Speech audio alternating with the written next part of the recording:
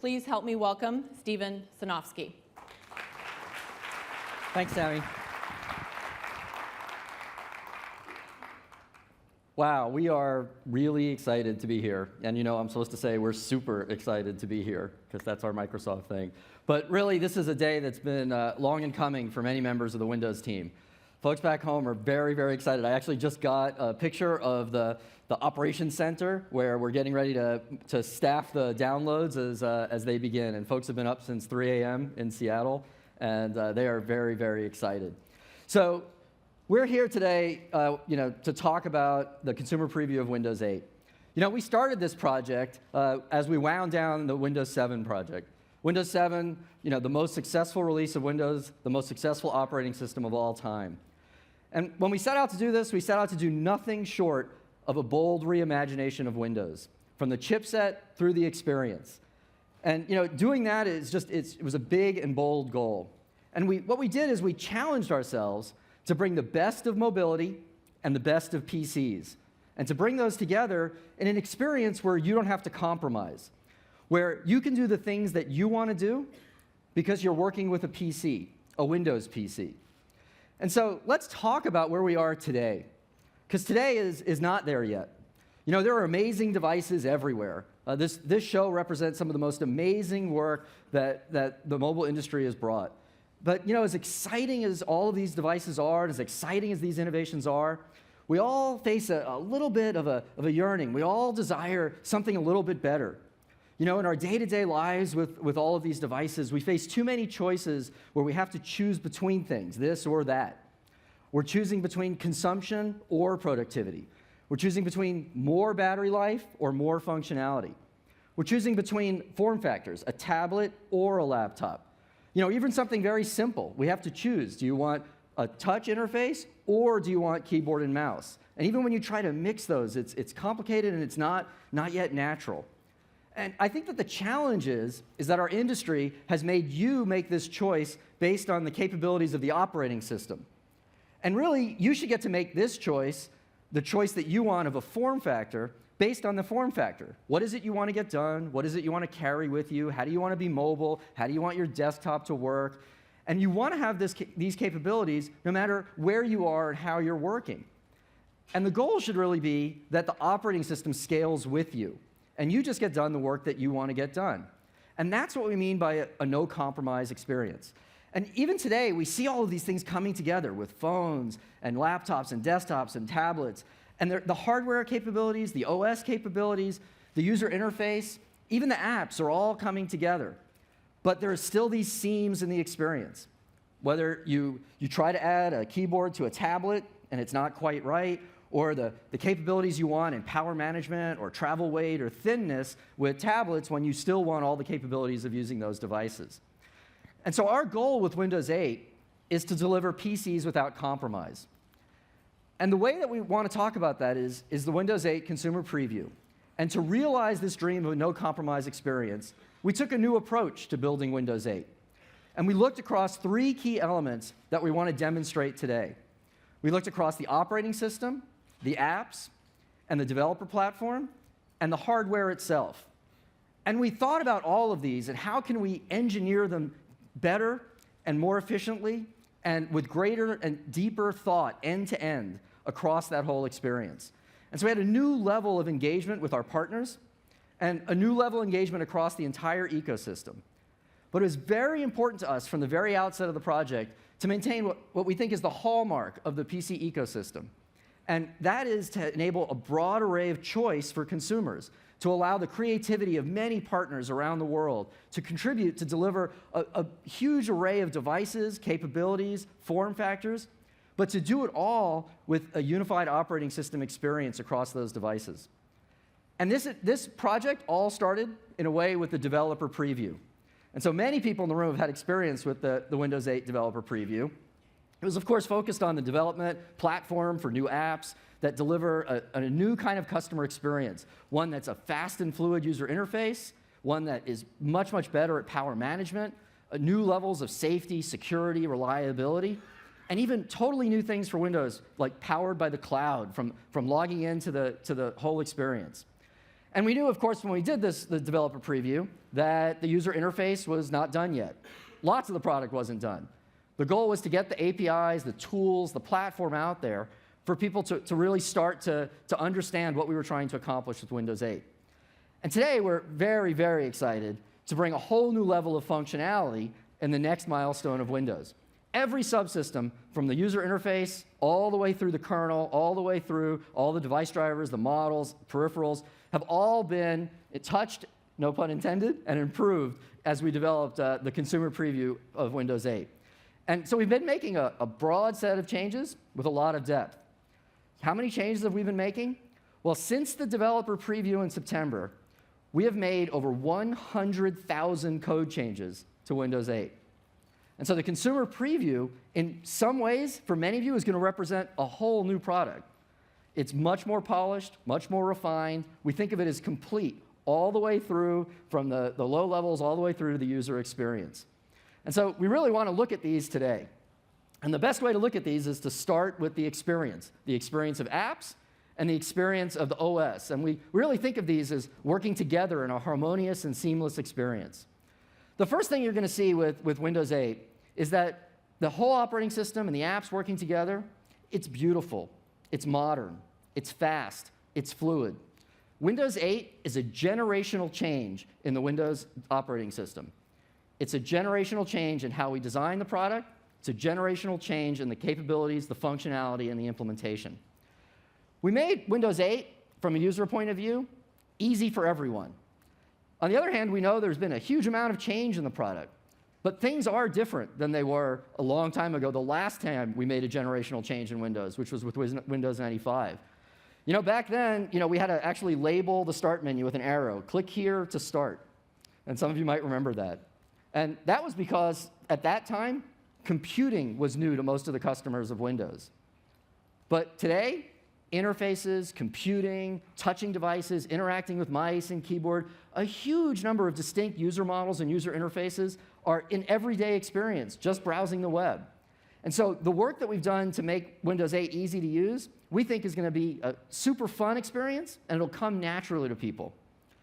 We also wanted to make sure that Windows 8 brought together a lot of the elements that people struggle with today in all of their computing devices. The ability to just find out what's going on by looking at your device at a glance. And so in Windows 8, you're going to see that the applications bring to life the operating system, and it's alive at a glance.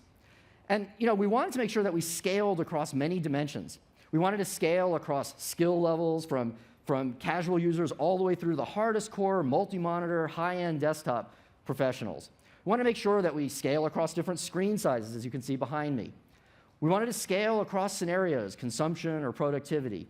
And for us, these scales all represent continuums. The world we talked about where we are today, there's too many hard stops in between phones and tablets and PCs and laptops and desktops. And we wanted to bring things and make them much more harmonious and seamless. And we want apps in that environment to work together. So today, apps are another part of those either-or scenarios. You get to use this app or that app. If the operating system lets you connect to that service, then they give you an app to connect to that service. But that's just not the right way, these islands of apps. You should really be able to get the apps that you want, that connect to the services you want, and then everything gets better. So you add this app, and then all the other apps get richer. This notion that adding one app plus another app really kind of feels like 3 apps. And you could do all of this under your control, that you can be in charge of when things are shared, when things are hitting web services and sites, and that's all part of your control, but yet you benefit, and apps coming together just gets better and better. And of course, everything is cloud connected. So starting from the moment that you log on with Windows 8, through the usage of all the apps, through the ability to roam your files, your settings, even the apps that you have installed, this connection through the cloud is a very important part of how we thought about Windows 8 from the very beginning.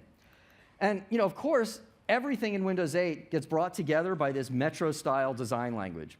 And this is a design language you've seen from Microsoft, evolving from way back with Media Center through today, where you see it in Windows 8, in Windows Phone, and in our consoles. And this together is a new design language for Microsoft. It's designed to scale with the capabilities of the device. So whether you're working on a very small form factor with a limited surface area for the UI, through all sorts of PC form factors, through a console that you might interact with Connect. The Metro design language is a new, modern, fast, fluid, beautiful language that allows you to scale across a family of devices. And so we want to start by showing you the Windows 8 app and OS experience. And the very best way to do that is to bring out two folks. Julie Larson-Green is the Corporate Vice President for Windows Program Management. And so she's responsible for the design, the feature selection, the user experience, and the overall vision for Windows 8. Antoine LeBlanc is the Corporate Vice President for Windows Web Services. He's bringing to life as the leader of the Windows Store group. And so the place you get apps, and it runs on the backbone of Windows Update, Microsoft Update, which coincidentally are some of the largest services on the internet, servicing nearly every PC in the internet. And so the two of them are going to take us through the Windows 8 app experience and the Windows 8 operating systems experience. So let me bring out Julie and have her have a go at some demonstrations. Thanks, Stephen. Hi. So we're going to show you Windows 8 across a variety of different PCs today. And I'm going to show you here on this touch tablet. And we worked on this machine with Samsung for our developer preview. We worked with them on how it was going to work, what the screen was like, what the sensors were inside of it. And we made it so the developers could start taking advantage of the things we're going to be doing in Windows 8. But when we started planning Windows 8, it was before Windows 7 shipped, and there was no device like that. The closest thing was out there was like an e-reader. That was, so when we started imagining how the new operating system would work on these kind of devices, there was nothing to do but make a piece of cardboard that kind of represented what we wanted it to be like. And so as a team, we made these cardboard cutouts, and we walk around in the hallways holding this, turning it in portrait and landscape. We'd sit in chairs on the couch, sit at your desk, and try to get really a good feel for the ergonomics of that kind of a device. And we learned that the edges of the device are super important, and that when you're holding it in this position, it's the most relaxed place to be. It uses the fewest amount of muscles, and you can actually hold it for quite a long time. And the thumbs became important. So your thumbs were free when you were holding the device in this relaxed way. So I'm going to sit down in this chair and show you how it works.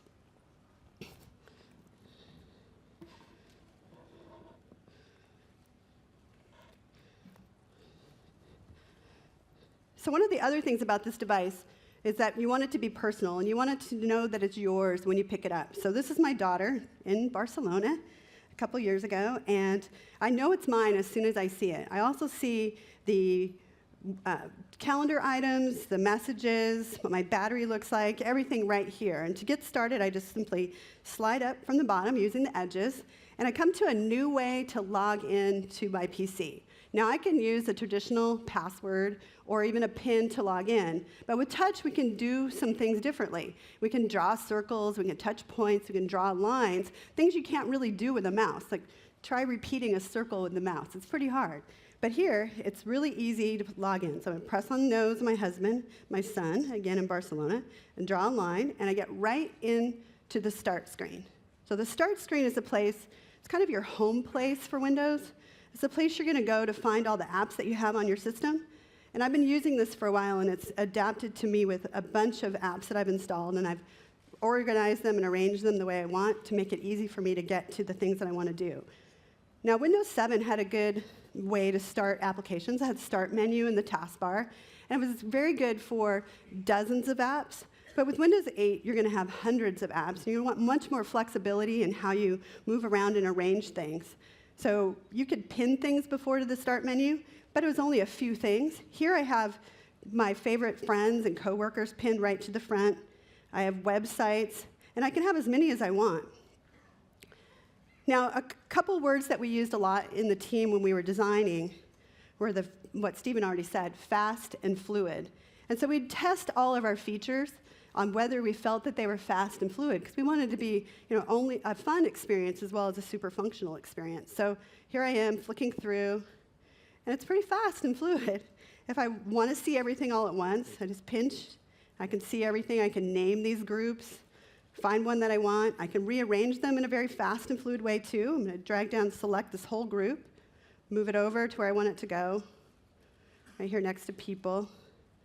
and I can click to zoom right in to wherever I want to go, and grab an item. It'll automatically zoom out for me as I come down. I can find a new place to put it. And it's all very, holds true to that saying that we had, fast and fluid. So we applied those same principles to the applications that are built into the consumer preview as well. Here's Internet Explorer. And right away it comes up, and you can see the HTML5 rendering engine and our fish. You've probably seen the fish before. Here it is, the HTML5 standards-based browser. And again, I'm going to use the edge and go up from the side, and I get right to the address bar. And clicking into the address bar brings up my frequent sites, my pinned sites, and makes it easy to get back to where I want to go. I'm going to bring up a site where you can surf and show you a little bit more about how fast and fluid it is. So here I am, clicking around links, flick up, flick down. I can flick to go back. It's all very easy and actually fun to be sitting on your couch, kind of browsing the web, clicker in one hand, watching the TV, doing whatever I want to do while I'm looking at the web. Now to get back to start, it's right under my thumb. So I come out from the right-hand side, slide out the charms bar, and it takes me right back to start.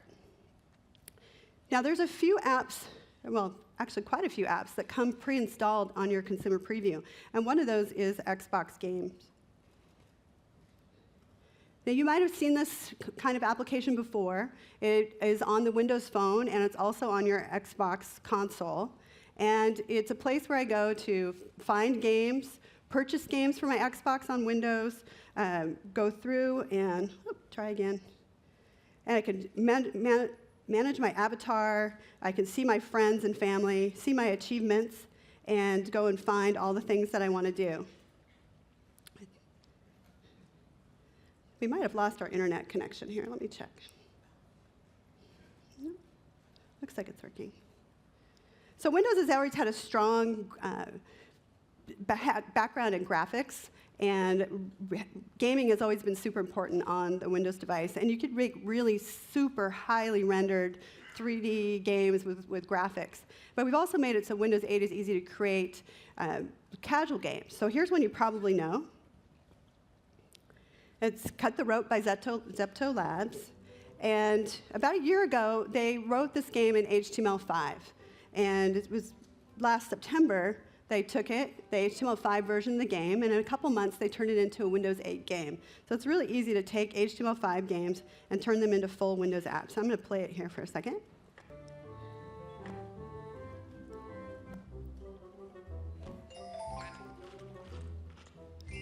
Let's see if I can do another one of those. Oh, very good. Almost forgot I was here. I was going to keep playing. So when you get your consumer preview and you're walking around with your tablet device, you probably are going to want to watch some videos or listen to music. And Windows 8 Consumer Preview comes with built-in video and music stores. I'm going to click on video. And here we go. If I don't sign in, that means we lost internet, and we're going to have to figure that out. So here I am. I can buy, rent, first-run movies and TV. Oh, good. We're signed in. I can manage my collection of music, and I can play video right from inside of here.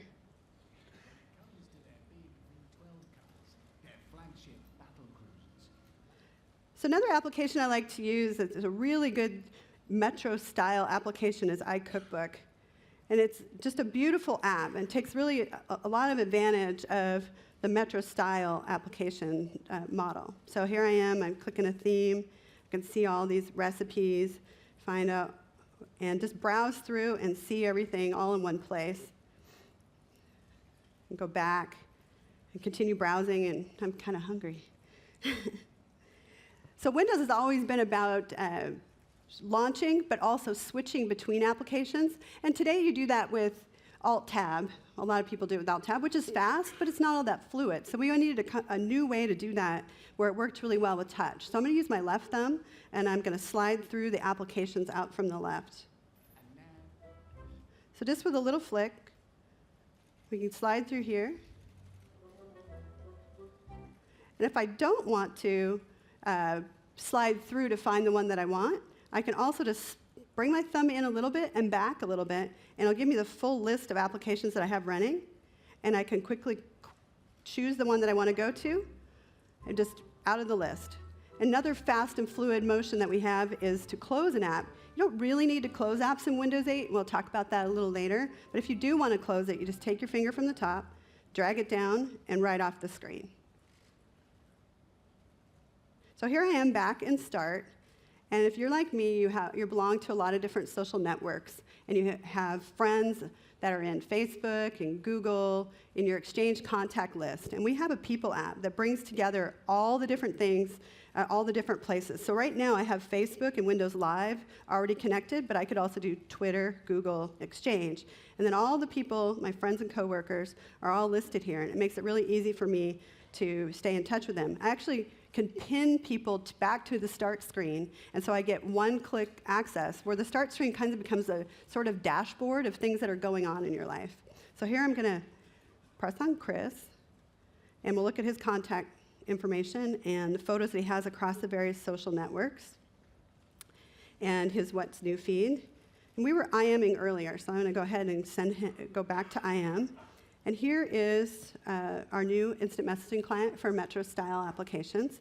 But I very, very rarely do IM full screen. I'm usually doing something else at the same time. And Windows has always been really good at letting you do them more than one thing at a time. So I'm going to go ahead and pull out my list and find that video and pull it out and dock it right next to my instant message. Now, I probably want the instant message small and the video big, or maybe I want it on the other side. I can pull it right back on the other side. So I'm going to do that for you again. So we're going to take the video off. I'm going to slide it out, dock it here on the side, make the video big, down, bring it over. And it's really fast and fluid, that notion of fast and fluid. Down, back again. One of the nice things about this automatic snapping between two windows is that I don't have to manage the windows. They don't overlap on top of each other. And so when I do something like click a link, it's going to go right to Internet Explorer without me having to manage where that went. A lot of times when I'm in Internet Explorer, I do like to send links to people. And today, you'd use copy and paste. So you copy and paste your link, you bring up email, paste in the link, you type in the email, and there's a lot of steps between that. And what I really want to do is I just want to get this page to my friend, or this document to another application, and without all those steps in between. And so in Windows 8, we have a system-wide sharing concept. So I go up here, and I go use the charms bar and go to Share. And all the apps that I use are right here, and all the people that I've been emailing with in a frequently used place are right here. So apps don't need to know anything about each other in order for this to work. So I'm going to go press Email for Shannon.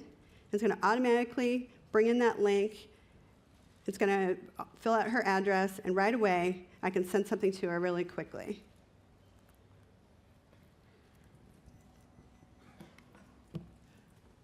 So that is a quick peek at Windows 8 running on this tablet PC.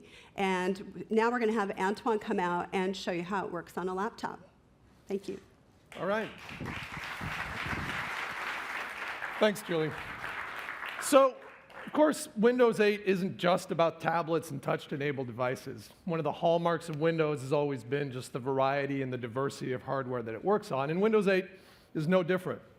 That device that Julie is using over there is a great example of just one type of PC that PC manufacturers will be making for Windows 8. When you go back home or back to your office or your hotel at the end of the day and you install the consumer preview and you download it, you'll probably be installing it on a machine that's more like this one. So this is a laptop. It's just like the hundreds of millions of existing Windows 7 laptops that'll be able to run Windows 8 and run the consumer preview. This one actually is this is a Lenovo U300S. So this is one of these latest generation Ultrabooks that we love so much. They're wonderful machines. They're light, they're small, they're thin, they have great battery life, they're powerful.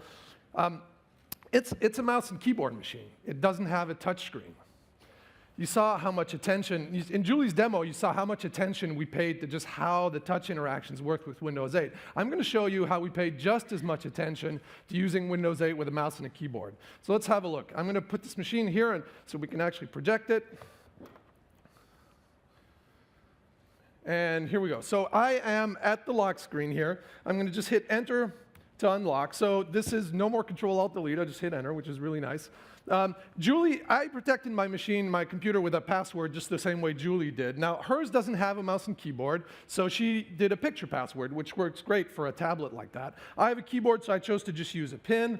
I'm going to unlock using my pin. And I'm just going to start by showing you how easy it is to navigate around the start screen using the mouse. Now, this works just as you would expect. I can grab the scroll bar and move it around. I can use the wheel on the mouse to scroll around. I can use page up, page down, any of those things. It's exactly as you would expect. You might notice my computer right now looks probably like yours will after a couple weeks of using the consumer preview. I've got dozens of apps installed here, so the start screen has quite a bit of stuff on it, but it's really, really easy to navigate around here. Starting an app is exactly what you would expect. I'm just going to go click. We're going to start the weather app here. This is actually a really wonderful Metro-style app. It's beautiful, it's immersive, it's full screen, and it gives me a lot of really, really neat information. Now, if I want to go back to the start screen, let's say I want to go start another app here and I want to go back to the start screen. If I had a tablet, what Julie showed us is I would swipe from the right, pull out the charms, push on the start charm. Now, let me talk a little bit about the difference between the mouse and your fingers for a second. Your fingers are a terrific pointing device. They're great for pointing at, fairly large targets. They're also great for gesturing and for moving things around. The mouse, on the other hand, is also a great pointing device. In fact, it's a very, very precise pointing device, but it's not great for gesturing, right? If we just emulated those gesturing commands with the mouse, it wouldn't be a very usable thing. Now, the mouse, one thing we do know about the mouse, however, is that there are 4 spots on the screen that are actually really, really easy to get to with the mouse, and those are the 4 corners. It's really easy to just move your mouse to the top left corner or the top right corner or something like that. You can do it with your eyes closed. And so what you're going to see here is how much we use those corners to just navigate through the UI in Windows 8. So the first example of this I'm going to show you is this is actually going to feel very natural. If I just want to go back to the start screen to start an app, I'm just going to move the mouse to the bottom left corner. So this feels natural because this is what you do in Windows today, right? If you want to start an app, you go to the start button, and the start button is just down in the bottom left corner. So I just move down there and I click, and I'm back at the start screen. Here, let's start another app. This is my calendar. Go back down to the left. Same thing. I'll start another one here. See how easy this all is? It's incredibly fast and fluid to just navigate this UI and go back to the start screen this way, right? So one of the things that Julie showed was zooming. Zoom actually is really, really convenient with the mouse as well. So I can go down to the bottom right corner where that little magnifying glass is, click, and I zoom out.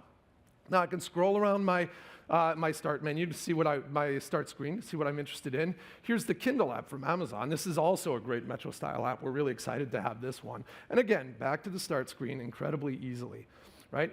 Zoom is actually great also for rearranging the start screen. So if I want to take, for example, this news group and just drag it around and bring it over here, incredibly easy to do. Rearranging individual tiles is really easy. I can just tear them off, move them around. This works exactly as you'd expect. Actually, watch what happens here as I move it down. The start screen zooms out automatically, and then I can just go where I want to drop it and really, really easily move it over there, right? So very, very easy to do. Now, I started something like 4 or 5 apps here. Obviously, we've got a multitasking operating system. One of the things that you might want to do is just switch between apps that you have running in the background. So watch how we're going to do this. I'm going to take the mouse, I'm going to move it to the top left corner, and just by clicking, I switch to my previous app that I had up, right? I can switch to the next one. And see how easy this is? Just super fast and fluid. I can cycle through my apps, go back to the start screen, go back to the app I was at. It's all incredibly, incredibly easily, and just made these corners make it really, really easy to just move around the UI like that. I'll show you another thing. If I move the mouse up to that top left corner and just drag it down, now I get that switch list that Julie showed you, right? Now I've got all my running apps here. I can just pick the one that I'm interested in switching to, and there I am. Bang, I'm back where I was, back at the start screen. So fast, fluid, easy to move around.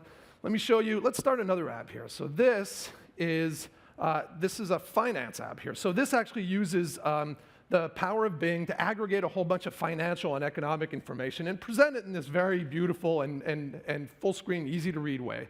Let's scroll over a little bit. I just want to give you a sense of how easy these kinds of apps are to navigate with the mouse. So again, I could just pan around. We can go see maybe a monthly view here, and that's actually not a bad view of the market.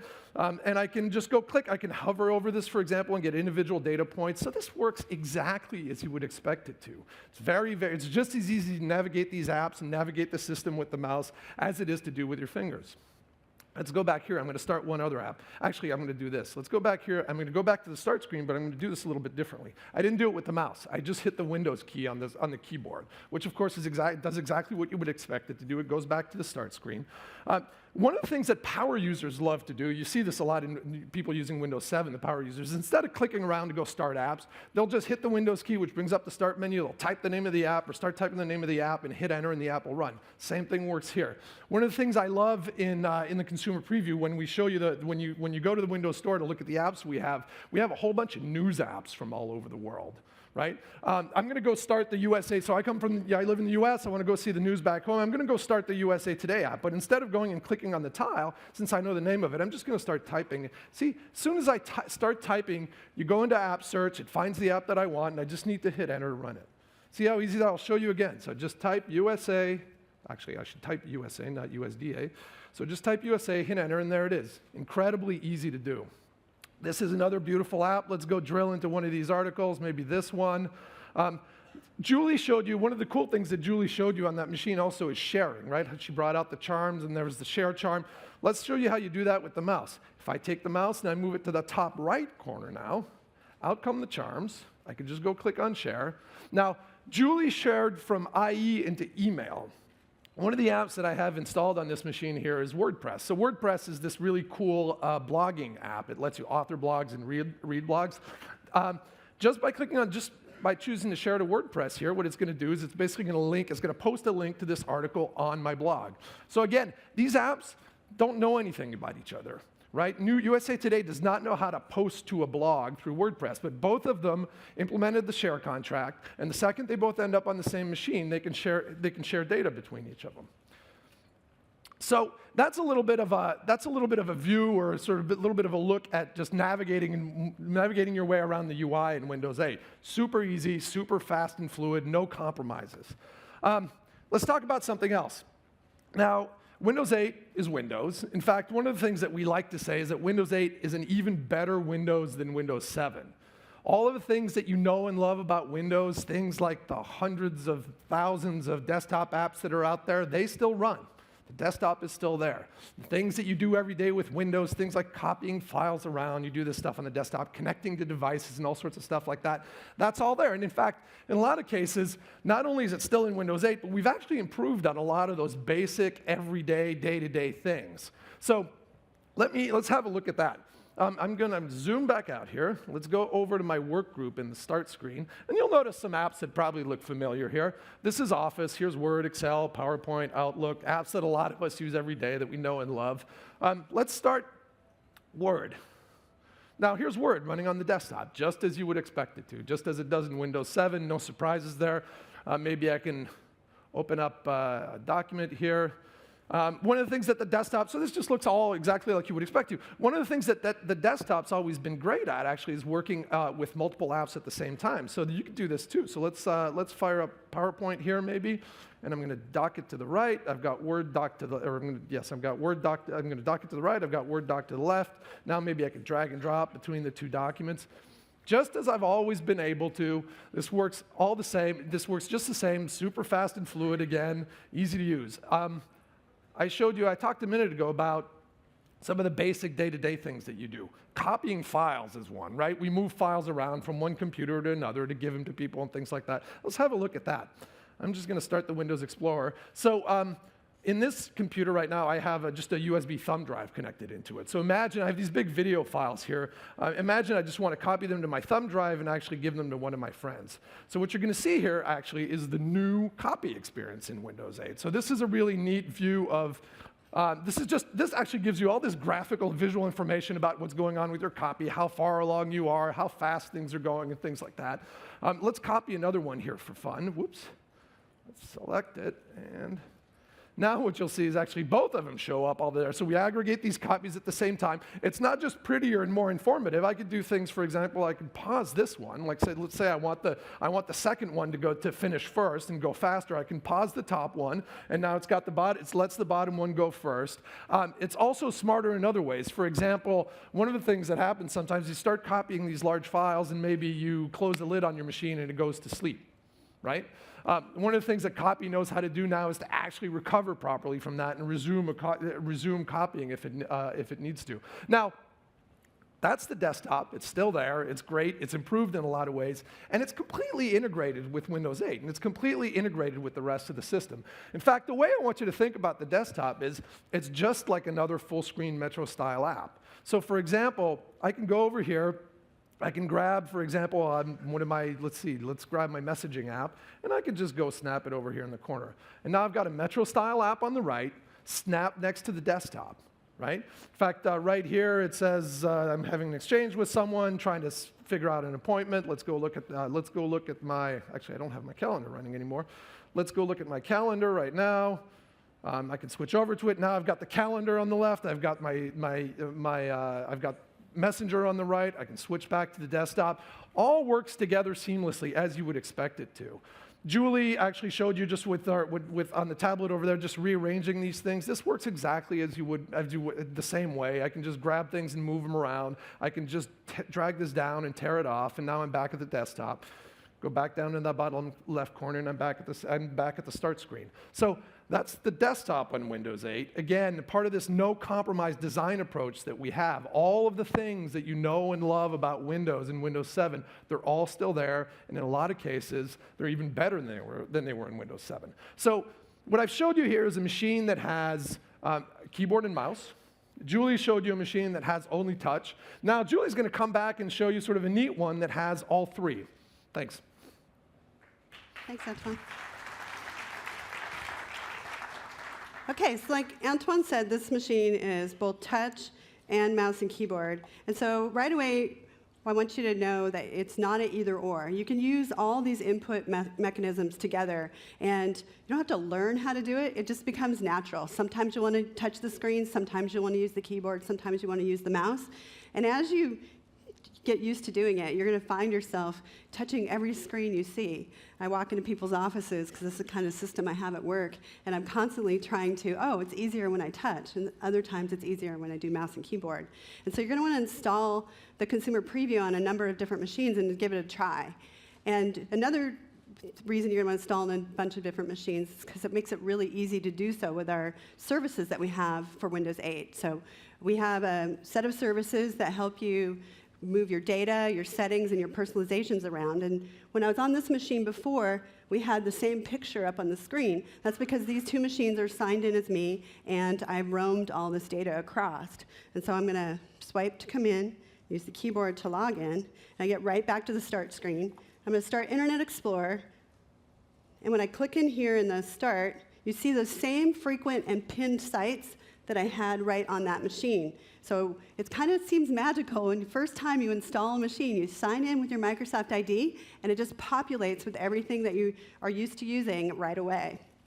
So of course we also have a SkyDrive hard drive in the sky. You probably know about SkyDrive, where we can store all kinds of documents and data. But we also have a SkyDrive app. And the SkyDrive app, apps are better than web pages.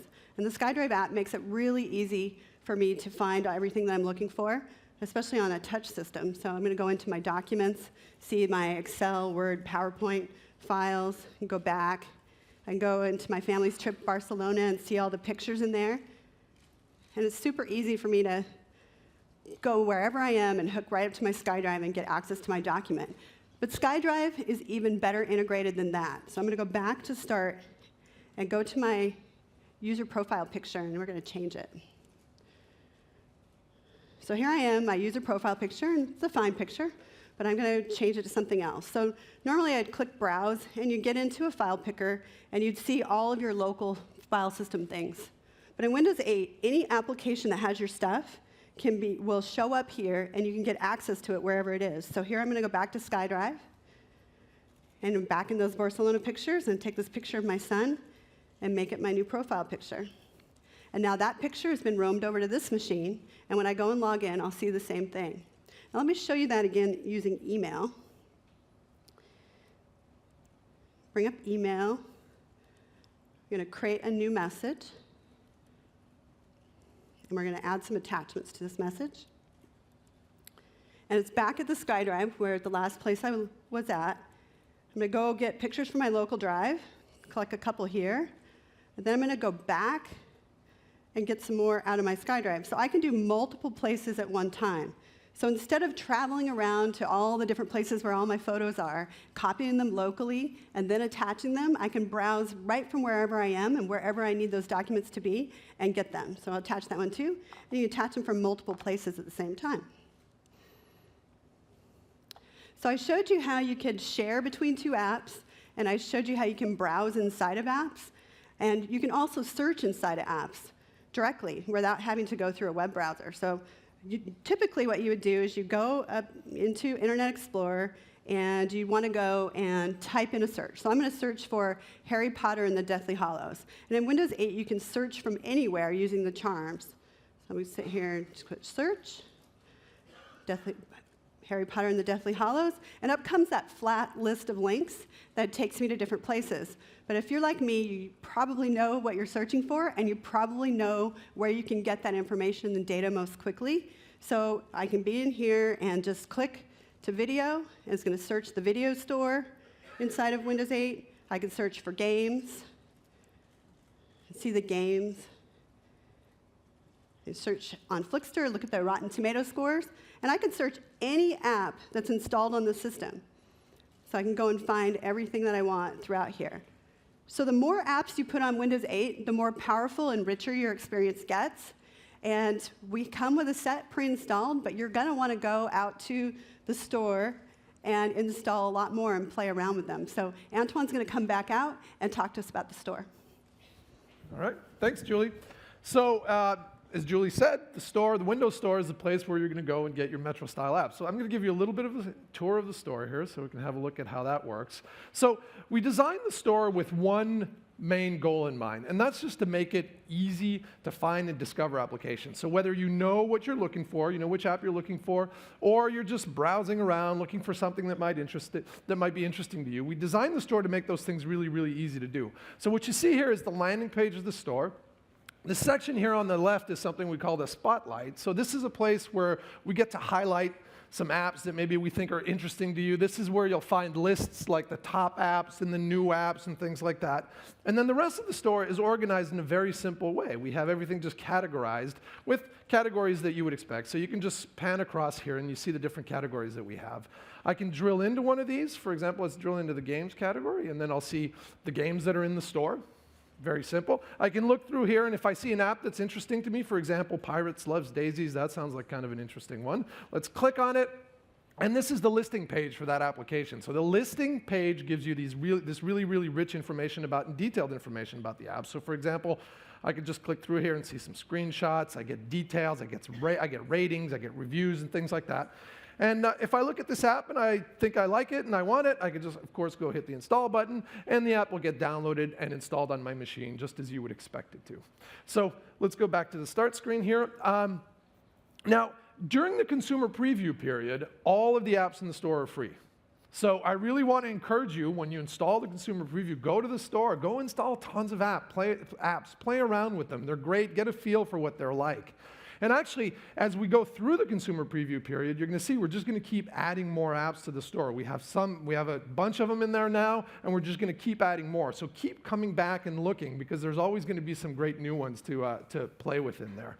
Now, one of the fun things about working on the consumer previews, we've really started talking with developers a lot about building apps for the Windows Store and for Windows 8. And it's been really fun to see just how excited they are. They're really, really happy about the transparency and the clarity in the process for adding apps to the store. They really, really appreciate that we have the best economics of any major app store out there. And of course, one of the things they recognize is that by building for Windows 8, they get to participate in the unprecedented reach of Windows, which means unprecedented distribution for their applications. So it's been really fun to work on those things with them. Throughout these demos, you've probably recognized the names of a lot of the makers of some of these apps that we've showed you. We've had a lot of, we've worked a lot and had a lot of enthusiasm from a lot of these large software developers, from content companies, from media companies, and things like that. But of course, one of the things that we really believe in is that Windows 8, the platform, and the Windows Store is going to be a great opportunity for some of the smaller developers as well. Right? So maybe someone at home, some guy at home who has a great idea, maybe has experience developing using web technologies like HTML and JavaScript. The platform is designed to make it easy for those folks to write apps, and the store it makes it really easy for them to distribute their apps and make money off of them.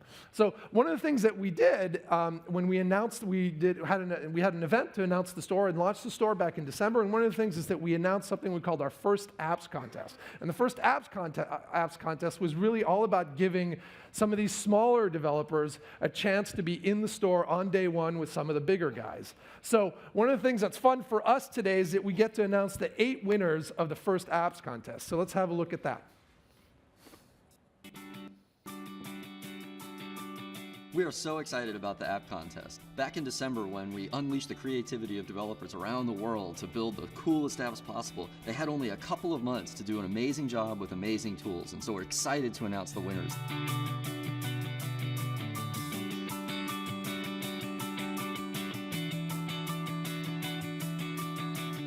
I decided to enter the contest because I thought I had a great app idea. It was an opportunity for me to kind of become part of the Windows 8 timeline. I like Windows 8. I also like competition. 500 million potential customers sounds very exciting.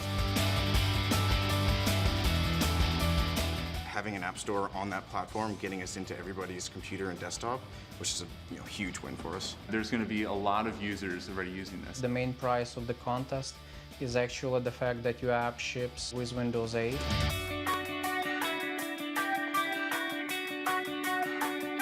What's great about this contest is that actually pushed us forward. It's kind of energized us to develop more. I only had about 2.5, 3 weeks. The work was literally done around the clock.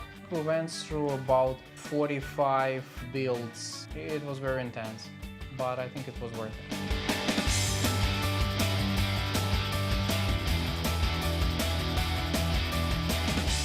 For Windows 8, there was no direct way for your app to be discovered.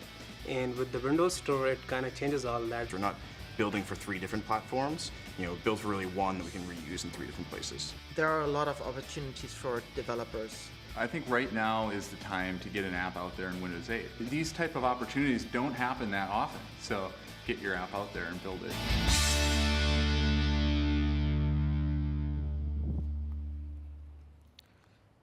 So those are the winners of the app contest, and I do want to just call them out and recognize them because they really had quite an adventure. As you saw, many of them only had a couple of weeks to work on their apps.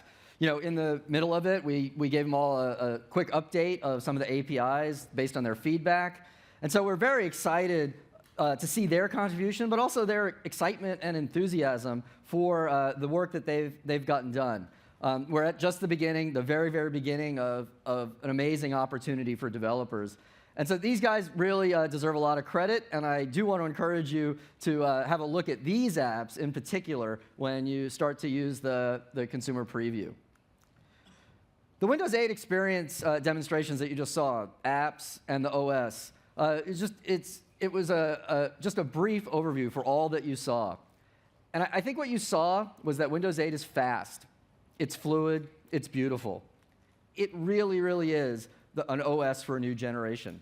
It's Windows reimagined. We built Windows 8 so that you don't have to compromise across form factors, across types of input. You get to work the way that you want to work.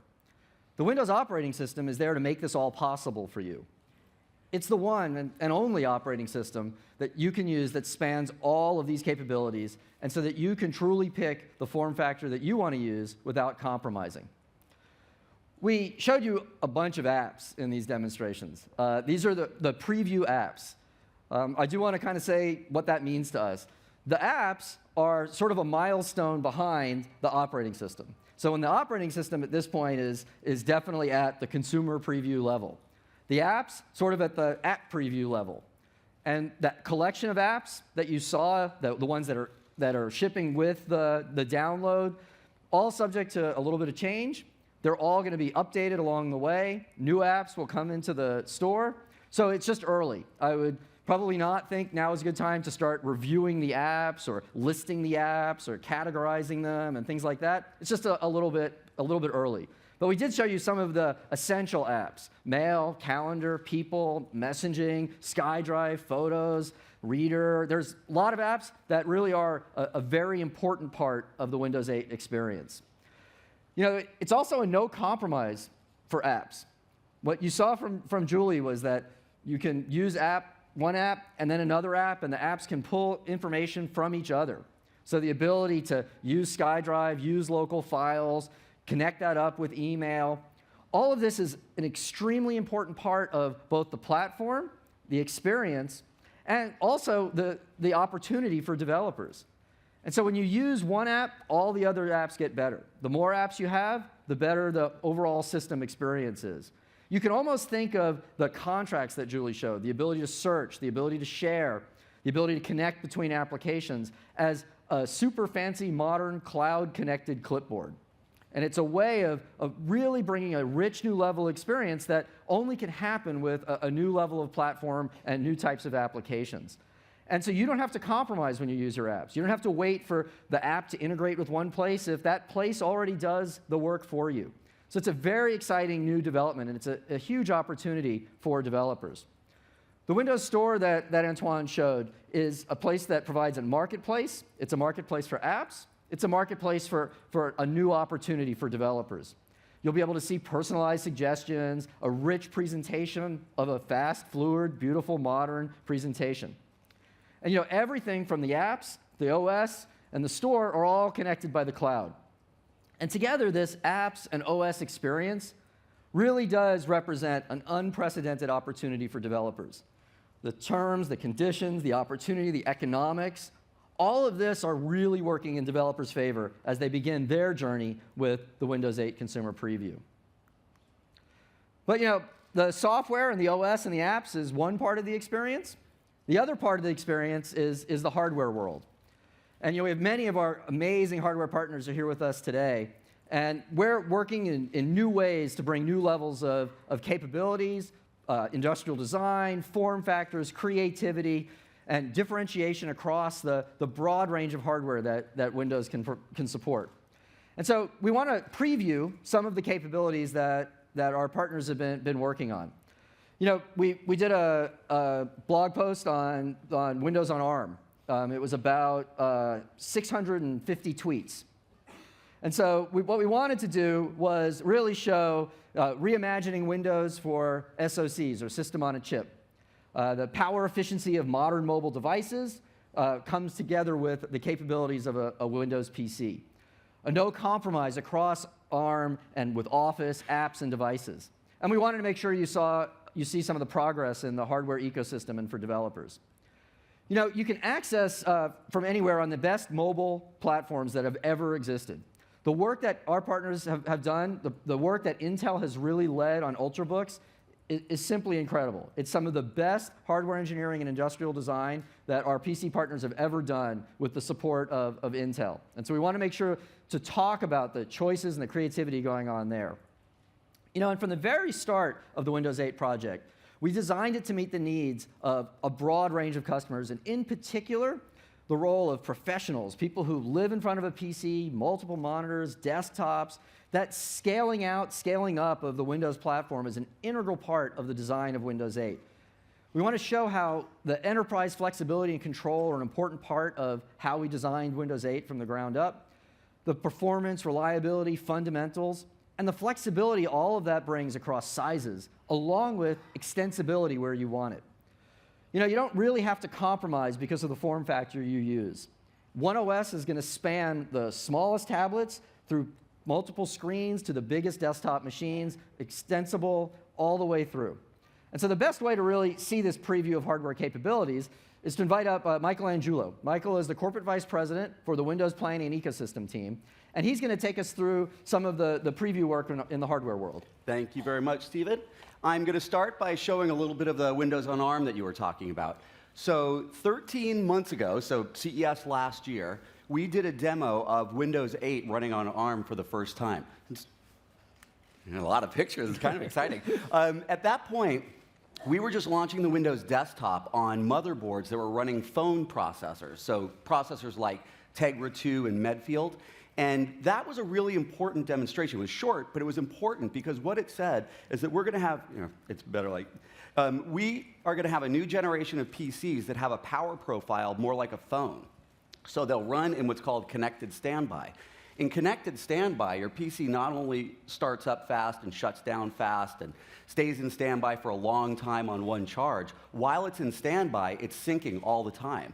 So you turn your PC on and you have your mail. You turn your PC on and you have the text messages or the other kinds of communications that came in while your PC was asleep. These PCs are the same Windows. That's what's making this so cool. I'm going to show you some of the things that Julie did, and you will see that it's the same. So here's my lock screen. You see that up on the screen. When I swipe up, I have a picture password of my daughter. 1, 2, 3 steps to log in. And you can see that what I get to is the same start screen. It's fast, it's fluid, it works well with touch, and it's running a lot of the same apps that you saw Julie using. Yeah, so just really quick, I want to make sure you see some of the hardware that we have on display here. Mike is holding the NVIDIA Tegra 3, which we're really excited. It's quad-core. We have the next generation Snapdragon from Qualcomm, and we also have the next generation of OMAP from TI as well. And over here, we have the Intel SoC Clover Trail. And all of these are showing the same progress that we're showing in the x86 software as well. These are the chips we're going to go to market with. These are the chips we're going to support. And all 4 of these platforms and the PCs built on these platforms will be able to do this connected standby. You know, the reason that this is really the same UI as Windows is because it's the same code.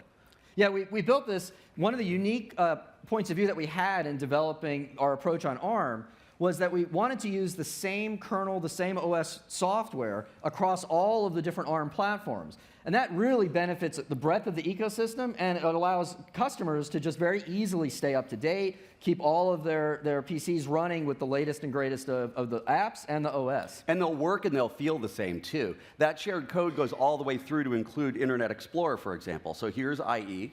You can see it's the same kind of fast and fluid browsing. I can swipe here, I can get to my tabs. This is that short blog post you were talking about, the 8,000 words. And in it, I have an HTML5 video. 600 tweets. 600 tweets. You can kind of see that video's playing in frame. It's fast and it's fluid. It's, of course, hardware accelerated graphics. So it's not only the best for browsing the web, it's also great for apps. So I'm going to launch the USA Today app, and what you'll see is it looks the same as the app on Antoine's system because it's the same app. It's the same code. So a developer that writes a Windows app, and they write it and put it up in the store, can ship it to customers of ARM systems as well as on x86 systems with the same code.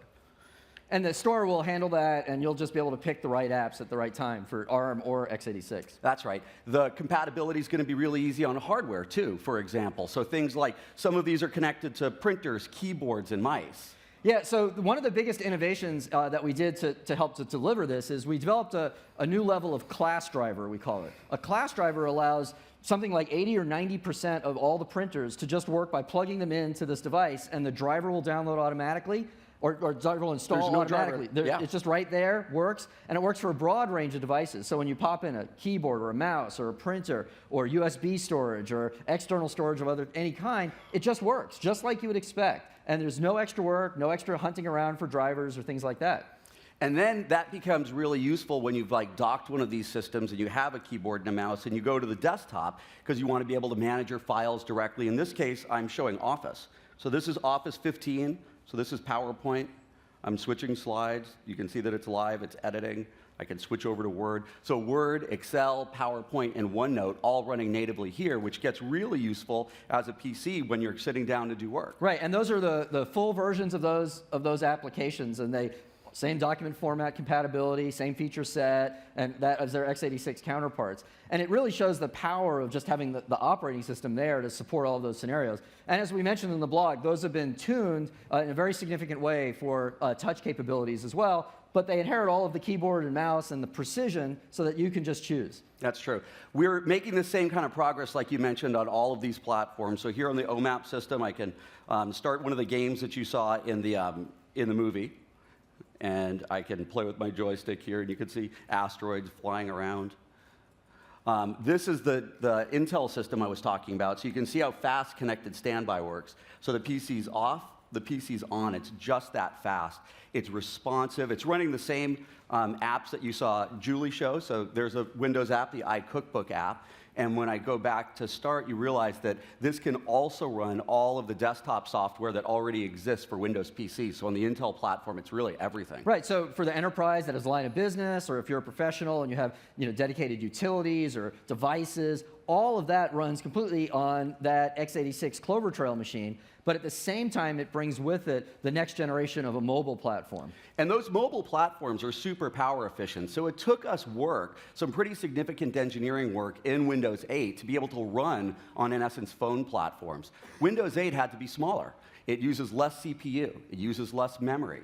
The disk footprint here is smaller. There are fewer services running, fewer processes, fewer threads running. And we've done a bunch of work to make sure that features like uploading and downloading files or syncing via USB or getting email, all of these kinds of background tasks are now really heavily resource managed so that they never block the user experience. So all of this, plus, of course, the DX hardware accelerated graphics are what's making it possible for Windows to run really well at the same experience on this class of device. Now, these are not PCs that you'll buy. These are developer reference devices. So just like the PC that Julie was talking about that we customized with Samsung, these are devices that partners get to develop either PCs or applications. And we're going to have a special seeding program, and I thank the partners here a lot, including AT&T, who's providing mobile broadband on these. It's going to be a great program. It's for a specific set of hardware and software developers, and that'll be starting soon. So I'm going to move on now to some Ultrabook stuff. So you mentioned the Ultrabooks before, and I'm going to start with the Ultrabook reference design from Intel. Yeah, it's just incredible work by Intel. And so this is a next generation Ultrabook that Mike is holding. And so it builds on the success of the first one. And it really shows how when the ecosystem works together and gets a great look at some of the capabilities, that you can really drive a broad array of innovation and differentiation across devices. These were kind of the star of the show at CES this year. There were so many cool product announcements of some of the best PCs that have ever shipped. You described some of their attributes, thin and light and powerful and fast. What I kind of like the most is the creativity that our partners are showing and executing on these. So at Build, I remember we were holding up the Asus and the Toshiba Ultrabook. Yeah. They were super light, and those are really beautiful. I've got 5 more examples here of some PCs that are either just now shipping or soon to ship. And what Intel's doing, this is a second generation Ultrabook reference design, so there are new things in it. It's got the Ivy Bridge processor. It has a touch screen, as well as all the Windows 8 sensors and mobile broadband and that good stuff. So our partners take these, and then they make great PCs. I'm going to start with this Acer, and what I'm going to do is I'm going to shut it down, and I'm going to show you how fast it boots. I have to wait for it to, it's completely shut down. This is a cold start. Yep, cold start. So I push the button, and what you're going to see is the PC will boot in about 8 seconds. That's the kind of performance that was formerly relegated to big enthusiast PCs. At Build, we showed some of the first UEFI work. So this fast boot, secure boot, is the kind of thing that you're going to see across the board on Ultrabooks. And it's a great example of when we drive together as a collaborating set of partners, we can deliver this in a broad way across everybody's PCs, and everybody benefits, and the whole experience gets richer across all of your PCs. And these PCs, get a load of how thin this is. Can you see how thin that PC is? These PCs are getting so thin, our partners are getting creative in things like how to put full-size ports on a PC that's smaller than a full-size port. So I'm going to push a button, and you see a little motorized door comes out. Can you see that on the screen?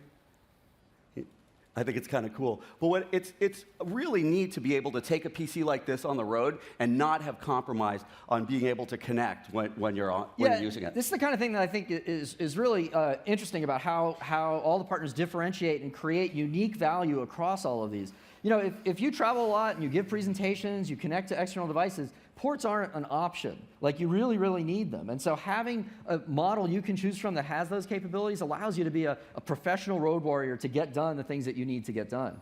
Here's another example of the differentiation you were talking about. HP has built this Envy system. It's really cool. It's got Beats audio, and they've done some pretty cool new work with using new materials. So this is a Gorilla Glass cover that's integrated into the PC. Did you see how quickly the HP logo turned off? That's how quickly the PC went to sleep. Ultrabooks go to sleep and resume really fast. So as I open the lid, the logo is on, and you can see that this PC is already resumed from sleep. So this is the kind of on-off performance that you'll see across this entire line.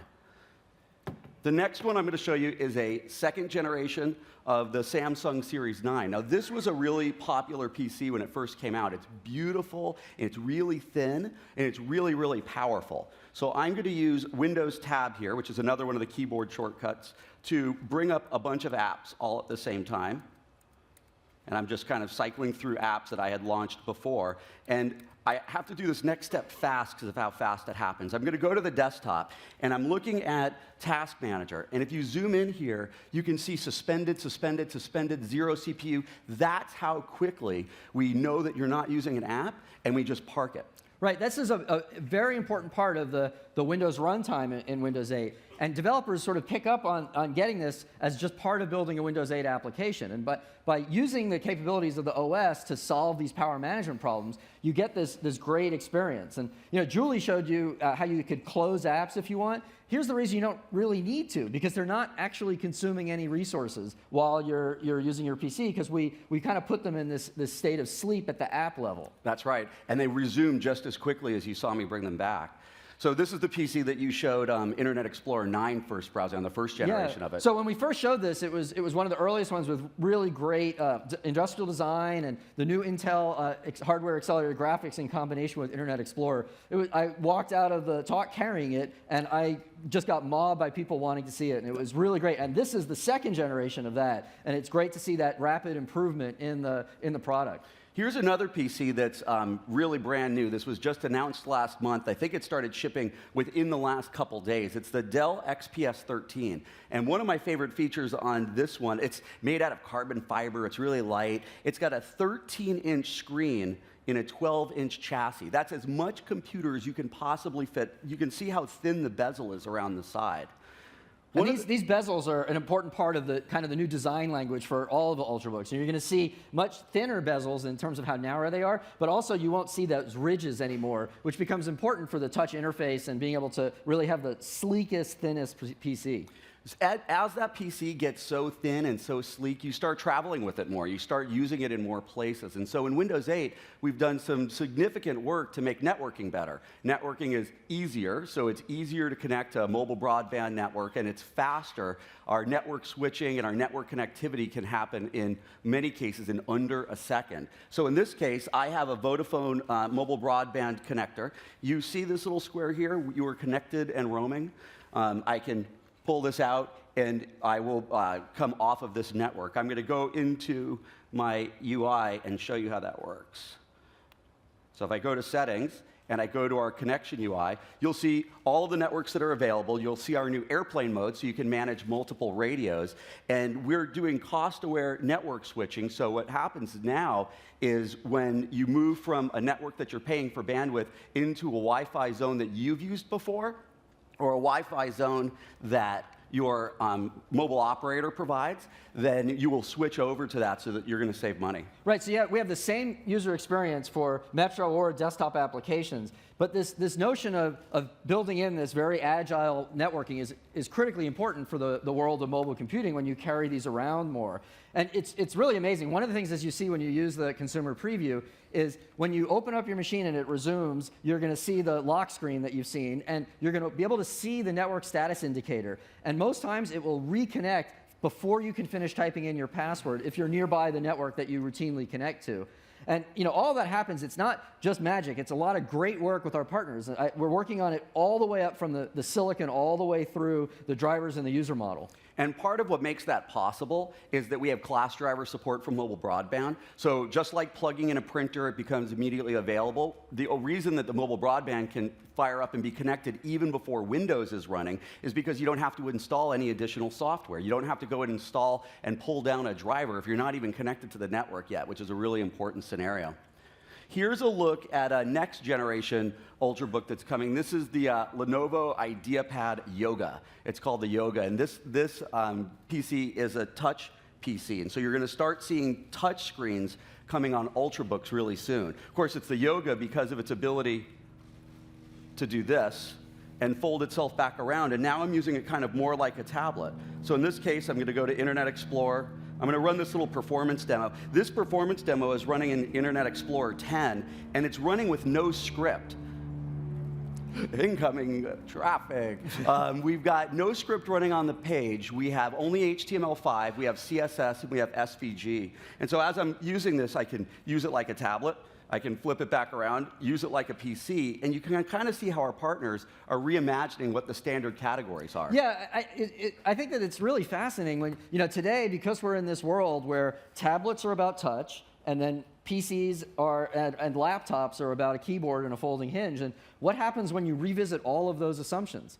And all of a sudden, new categories emerge. It is a new form factor. And then even if you don't have the keyboard attached, what does it mean if you can attach a keyboard and a mouse to a device and it becomes a fully capable PC? All of the precision of the mouse is there. All of your keyboard shortcuts are there. Your productivity is there. It's more than just being able to type faster. You can do the broad range of capabilities of the software in a much richer and deeper way. And so we're going to see touch making sense in a whole bunch of new form factors. And I think you'll see the form factors start adapting as people are using them with touch. So an example here, this is an all-in-one. This is a Windows 8 style touch sensor. So this is flat capacitive glass with no bezel. It's really pretty. It's very responsive. I can be playing a game like this, but what's neat is that, like with Surface, we learned, especially when using it with multiple people, you can just pull it down like this, and now we can be working together side by side. So we basically just turned this productivity-looking desktop into a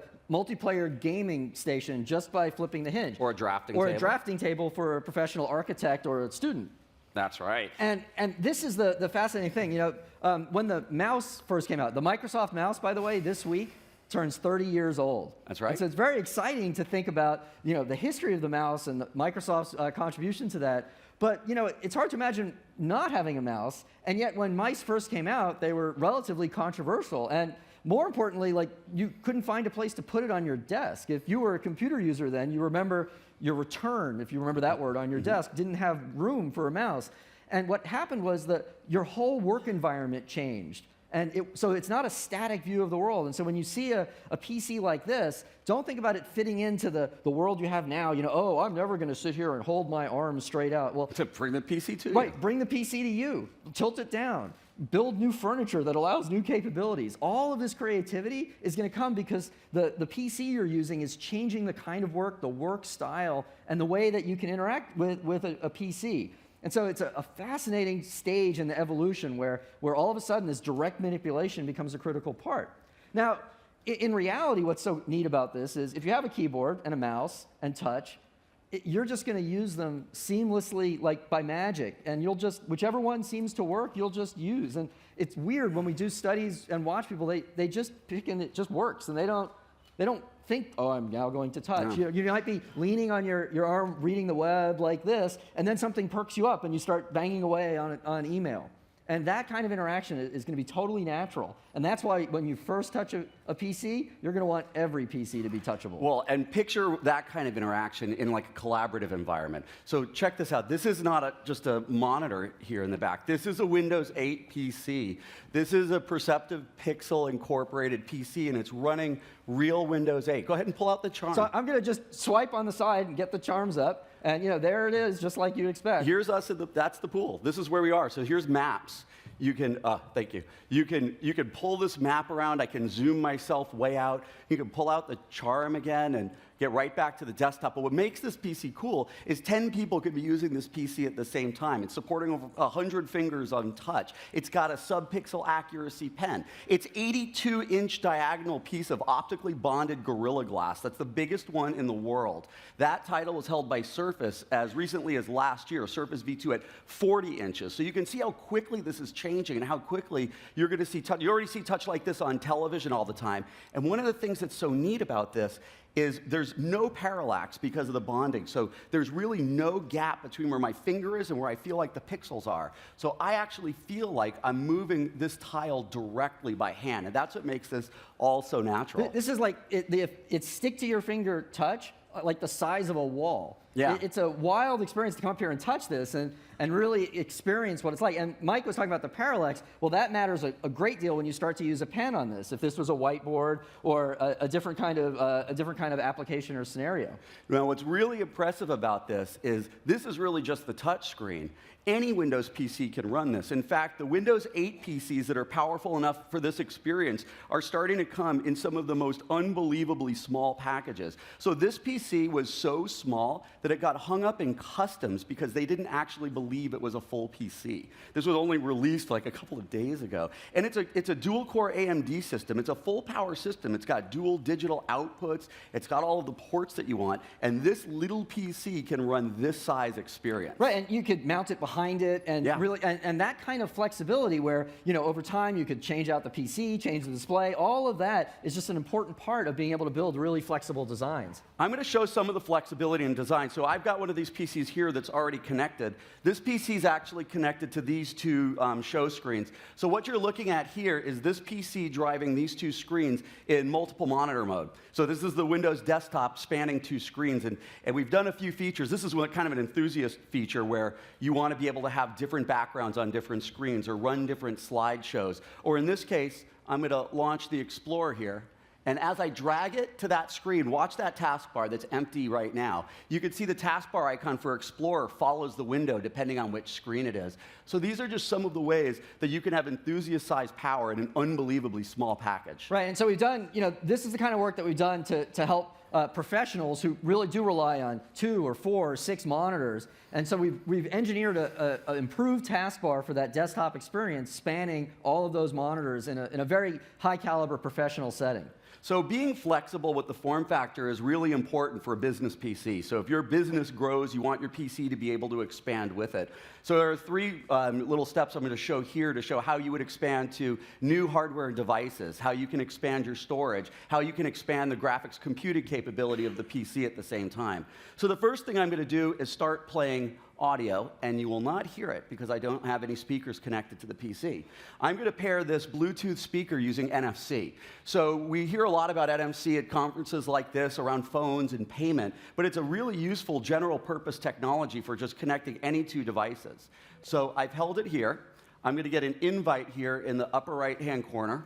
You can wait, and a tile comes in. So when I click on that, what you'll see is the Bluetooth light's going to turn on and turn blue, and the PC is going to start playing. So that's always fun. It's always exciting to do wireless demos at Mobile World Congress and have them work. Yeah, enough 2.4 gigahertz in here to but do something. that's NFC pairing. Here's another place where I'm going to show you some of the expandability power of the PC. I'm turning on one of these big new digital cameras that shoots super high definition pictures. You know, at CES, I was kind of a little bit of a camera person, and I was looking at some of the new digital cameras. It's really amazing the capabilities that they're bringing. The latest digital camera from Nikon takes 75 megabyte raw images. So imagine if you just shoot for a fairly short period of time, how much storage you're going to start to consume. And of course, as a professional photographer, you need reliability, redundancy, and that's your livelihood. So that capability is just super critical, and the ability to quickly grow your storage and have that grow with you. Mm-hmm. That capability is what I'm going to demonstrate over here quickly. So I've got an array of hard drives. So this is just a 12 terabyte physical array. But I know that I'm going to be capturing more and more pictures. At 11 frames a second, you're putting down a gig every couple of seconds. I mean, the numbers are just enormous.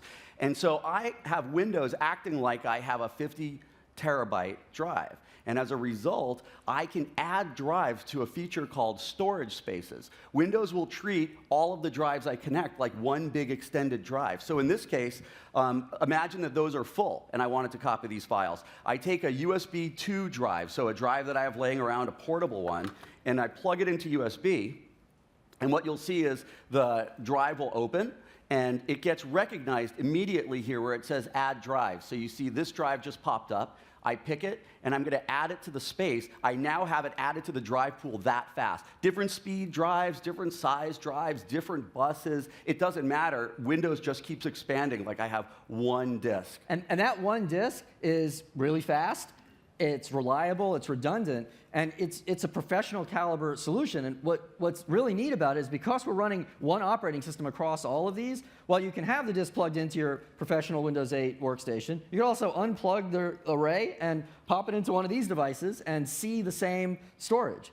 And so you can either bring it with you, you can move the device around to different locations where you have the storage, and it's that professional flexibility that's incredibly important to the foundation of Windows. Here's another way that you can expand your PC as you go, and this is by adding more graphics horsepower.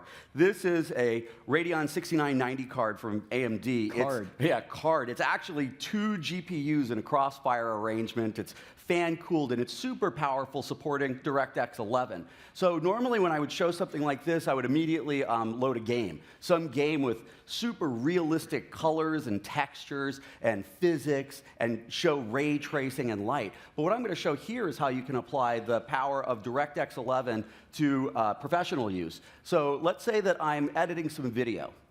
I have a video here that was taken by hand, and you can see it's very shaky. It's moving around. Well, I'm going to go here and pick an effect called video stabilization.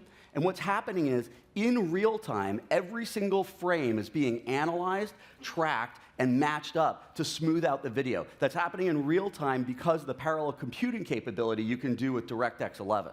So 60 frames a second being rendered and corrected for that kind of display. It's just unbelievable, the computational power that's extensible and expandable.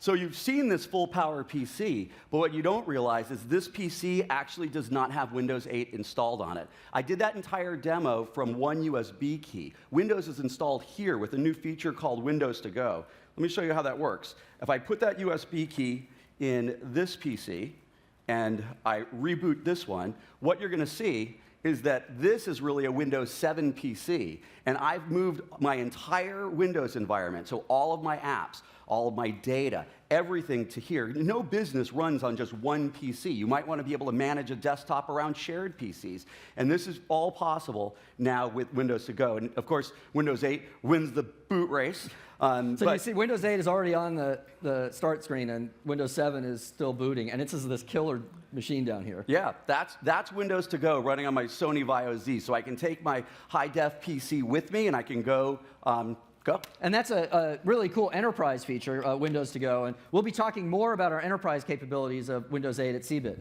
Thanks a lot, Mike.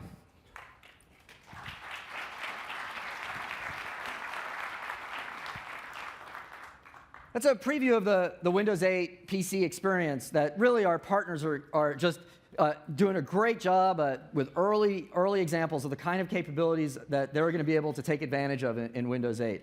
You know, the SoC PCs will enable a next generation in PC designs. Thinner, lighter, longer battery life. It's an awesome opportunity for us. The ARM reference designs that we showed up here, those are in testing and making the same progress as our x86 and 64 Windows 8. The Intel Ultrabooks that have been worked on with the partners have just been unbelievably cool. And I really congratulate the work there. Definitely some of the best industrial design, the clearest differentiation, just a terrific win for customers. You know, touch PCs are on the way in all shapes and sizes. You know, all the way from the smallest tablets all the way up to this giant screen behind. And you know, we really want to emphasize that touch is just another point in Windows 8 where you get to have and. You don't have to pick or. Do I want touch or a keyboard and a mouse? You get the full capabilities of a keyboard and a mouse operating system when you need it, and it's just right there. Not only the operating system, but all of the apps, everything in the system is fully aware of the precision and the kind of input that you can do, or using touch and being aware of the touch capabilities. And so you can have a first-class experience based on what you want to use. And our PC partners are already starting to deliver on this new level of integrated touch across a broad range of PCs. And the no-compromise approach to building Windows 8 applies to our professional and enthusiasts as well. You don't need to choose your OS or how much power and extensibility you need. You choose the form factor, and the Windows 8 operating system will follow you. It'll do that without compromising. Everything on Windows 8 will do what you think it should do simply because it is a Windows 8 PC. So today's demonstrations were all done on the consumer preview. To say we're excited about reaching this milestone is probably an understatement. Some of the highlights that have changed from the developer preview are, we've made a broad range of changes and improvements across all of Windows 8. We previewed the Windows Store back in December, and right from then, we started on the app contest, and we started building apps, and so you saw an early app preview of some of the apps that are going to be included in Windows, apps from third parties, and we talked about that it's a little early, and a lot of dynamic nature of the app world is about to be downloaded and experienced. We really showed the cloud connection across all of your Windows PCs. Here at Mobile World Congress, we showed a lot of your Windows Phone 7, 5 connecting up to SkyDrive, to your Hotmail accounts, to all of your identity. All of that roaming is just totally seamless. So when you first sign on with your Windows Live ID, it carries with you across all of your devices. And Julie showed Xbox as well. And so just a broad selection of ways that the cloud connection really shows. Under the covers, you saw a lot of Internet Explorer 10. That's the Internet Explorer 10 platform preview number 5. And so we've continued to move forward on Internet Explorer 10 with an amazing rendering engine that's the heart and soul of the browser, whether it's in the desktop or in Metro style. And it's also the heart and soul of the platform for building apps like Cut the Rope if you choose to use HTML5 and JavaScript. It is world-class. It is highly, highly, highly compatible with all the standards, and it is performance, reliability, security are all world leaders. And we also showed you a preview of some of the kind of hardware capabilities that are really enabled by Windows 8. We actually showed you a whole lot of other features. I have a copy here of the Windows 8 Consumer Preview Guide that all of you are going to get a copy of. And this book, with all that's in it, is still just an overview of all the capabilities. I think a few of you are going to find a couple of really cool gems in there, and in the book and in the product, some things not even in the book that you'll get to experience. I want to make sure to update everybody on our path to general availability. Today is the Windows 8 Consumer Preview. We've updated the developer preview with over 100,000 changes. We're going to make the consumer preview available in 5 languages: English, German, Japanese, French, and simplified Chinese. Also today, the Visual Studio 11 beta will be available for developers. And we're going to include the preview apps both in the downloadable images for x86 and 64, and also in the Windows Store. But we're not going to just stop here today. In fact, along the way, starting really soon, you're going to start to see updates to the operating system, new drivers from our partners, new preview apps, updated preview apps. It's going to be a very dynamic consumer preview getting to the next milestone. We're also going to update folks on the Windows 8 Enterprise features at upcoming CeBIT.